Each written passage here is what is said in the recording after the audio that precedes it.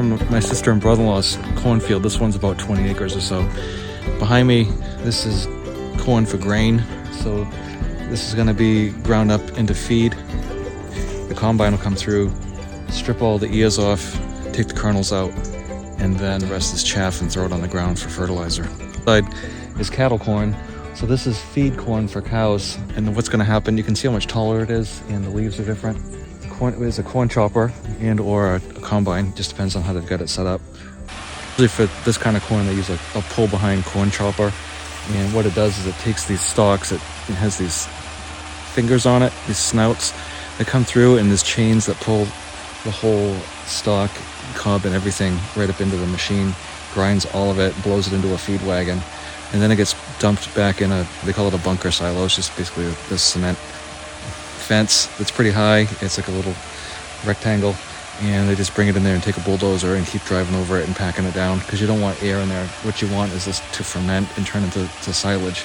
And it smells really good when they first cut it, but the silage, it smells kind of sour. It doesn't smell bad, but it does smell kind of sour. These cobs here of the cattle corn, and you can see how big it is. It's giant.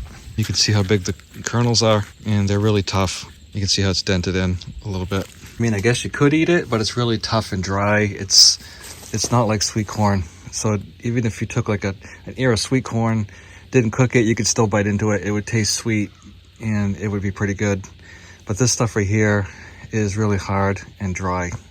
So what I'm doing today is I'm just going to cut 2 rows, because they want a road through here to drive the truck through, and chop it either for decorative stalks to have at my sister's shop, or just to chop up and feed out. But it was better than leaving a road, because this would all be full of weeds and turkeys and everything else. But the turkeys won't come out in here too much. So I'm gonna try out my little CC, and I'm gonna do something that's unconventional.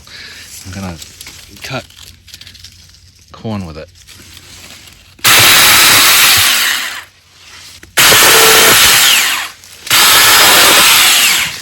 Sweet corn usually only grows about yay high, maybe 6 feet, not much more than that. This, you can see, is got to be at least 10.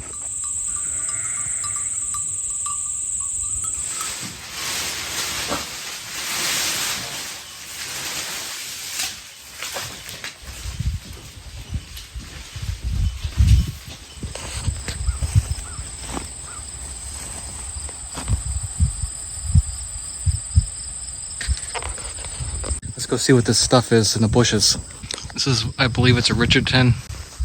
They're dump wagons, so you would haul it behind a corn chopper and it would blow the silage up in there, and then there's a hydraulic cylinder on both sides, and it would raise it up and dump it out.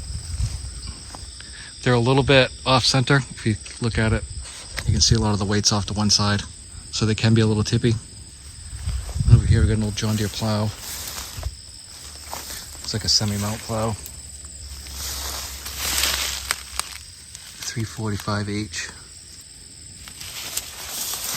1, 2, 3, 4, 5 bottom plow. It's an automatic reset, so if it hits an obstruction, it'll trip, and then the ram will put it back in. This is a big spring tooth harrow. 3 wings, you got one on each side and one on the back that drop down. The old Allis Chalmers full row planter. You can see shanks down in there, so it's a rip. I know this is the offset disc they always use.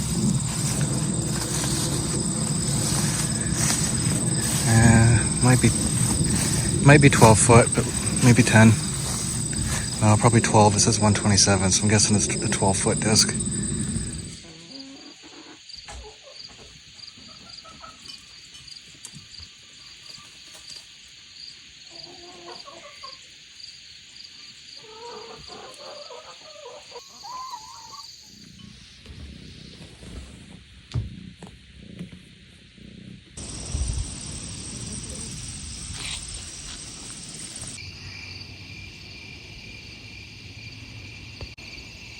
I was wondering where this old truck went. Cab over, they converted to a dump truck back in the 80s, and I remember riding in. I saw a cab over on the road the other day, but they're not something you see much of anymore. I think it's because they deregulated the length of the trailer truck or something like that, I remember hearing. Because it used to be you could only have a certain length for the truck and trailer, so they had these.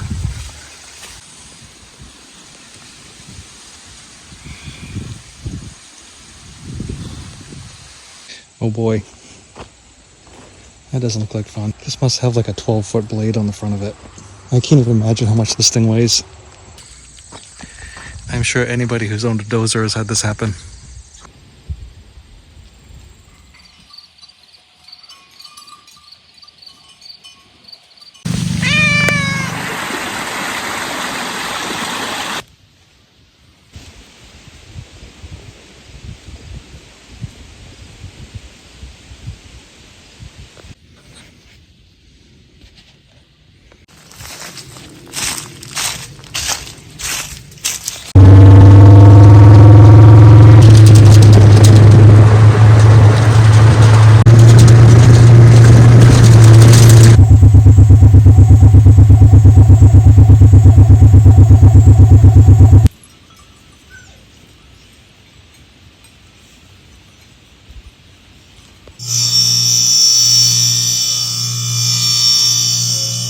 Come back to that in a few minutes.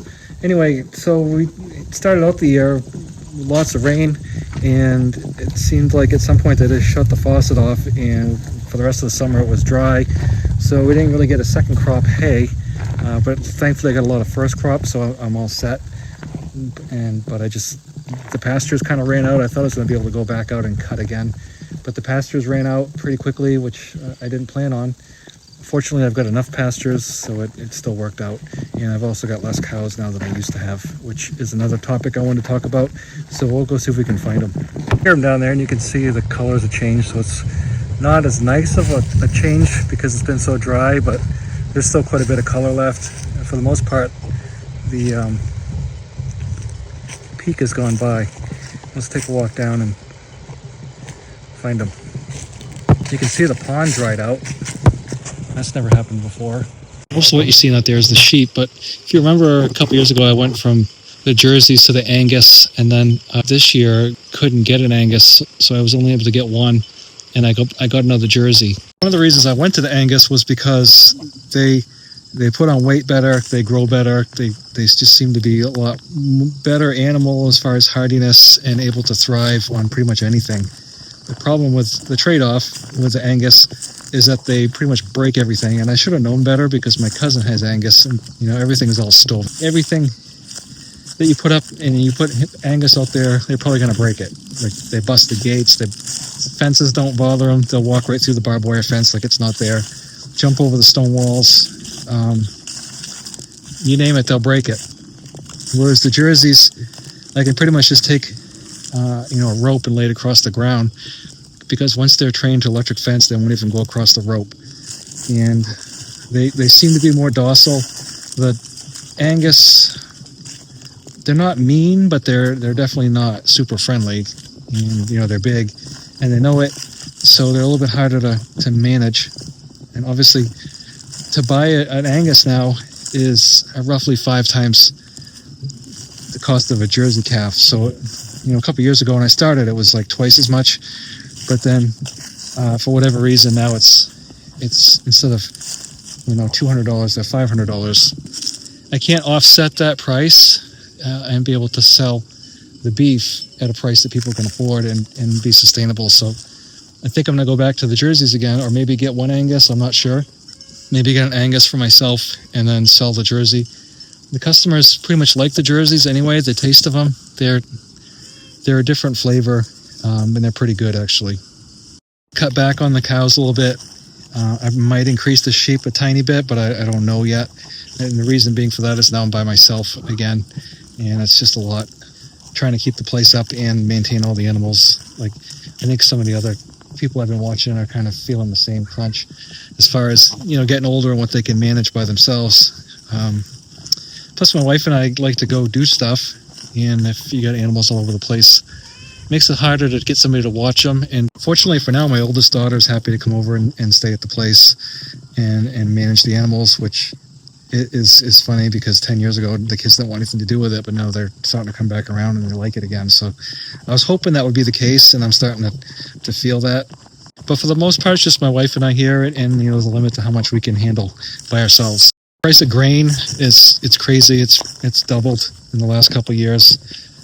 So Used to have like the roadside stand, and I sold a lot of stuff down there, and I've kind of like dialed back from that. And I think we're more of like just grow what we need and maybe grow just a little bit extra so that it covers the cost of what we consume here. So I think that's probably the happy medium, is one cow to keep, one cow to sell, and the one we sell usually pays for the one we keep. And I think that works out pretty well. While I was working down back, I was actually feeding hay out. That's how bad it was. And then once the garden was finished, I was able to put them out there. So I still have a few places left to put them. But when I bring them up here at night, I've been just letting them have hay. There have been some pretty big bear out there. Somebody got, I don't know if it was 400 and something pounds, cornfields all over the place that they chopped for silage, and the bear had gone through one of those fields and basically looked like somebody took a truck and drove through it. Really destroyed a lot of that cornfield. The neighbors have sent me pictures of the bear in their yard, and unfortunately, I don't know if the dogs kind of keep them away. I haven't had any right in the dooryard, but the neighbor over here, he had one in his garage. Could be the same one, and the neighbor across the street had one out back of his house, and my cameras haven't picked them up here. I'm guessing it's because of the dogs. The section down here was rotten, and there was a propane tank here in a bush, and it had rotted the whole sill out. So basically, the post in the corner here, we'll go around and I'll show you. This post in the corner down here was floating. It wasn't touching anything. So I tore that out, and I poured a new footing in, down pretty deep. This right here didn't even have a beam there, so there was one there but not there, and then the one back here that supports the doorway, which is sitting on nothing. A temporary post with the jack hooked in, but when you look at the ceiling here, you can see, so this beam right here ties into this one with a post, so that's really not holding up anything. And then that one over there kind of stops there, so that's not holding up anything really. It's tied into this post that was floating, so basically this whole wall was just hanging. In the bowels of my basement, I had a propane water heater over there, and it was old, 25-30 years old, and it was just junk. So I got this one and installed this one, and it works. So I'm pretty happy with myself for my DIY on that. So one thing you probably saw in this video and I didn't mention was I fished out all my, well, not even all of them, probably 90% of my John Deeres out of my totes up in the barn loft there, and cleaned them up and put them on the shelf over the window, so you can see there's quite a few, and we'll go over some of these maybe more in depth in another video. And this is probably only about 80 or 90% of my John Deeres. I got a bunch of the older ones in the house, and then I got, I have boxes and boxes of the 164th, but I won't even bother with those because there's so many, and those mostly got bought when the kids were little. This is a custom one I'm working on. It's going to be a 4430, and I got the canopy here. I'm not sure how to put it on yet though. I guess I have to pull the fenders off or something and figure that out, so we'll do that this winter. But I just want to acknowledge that they're here, and I did have the John Deere 310, but since my brother-in-law has a real 310, I gave the toy to my nephew, and so I have this International here. But I did have it. Birds in here are last year's birds. I'm going to get rid of them at the end of the month, whether the new ones start laying or not, but I don't want to carry two sets of birds any longer. So I may or may not have a lot of eggs for a little bit, but it's that time where I want to get this all cleaned out, move the birds in here, only have birds in one spot, and then I can have the room back there in case the sheep decide they're going to lamb out early, because over here, that pen is full of corn. And these guys still lay pretty well. I just don't want to have this many chickens because it's really hard to push all the eggs in the wintertime. Here you can see, here's my new group. They're in the milk house. So once they're out, I'll power wash this all out. And then I've got the stanchion in case I need to tie a cow up again.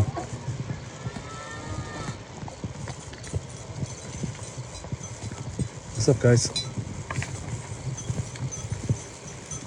The sheep kind of look like they're pregnant to me. And these two guys are going to head out next month.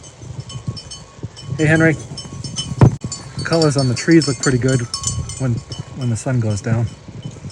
Those get long in the tooth, and I want to get it edited and get it out to you because I haven't talked to you in a little bit. So more to come. But it's just been a kind of a busy fall, a lot of stuff going on. So I'll talk to you soon. Thanks for watching.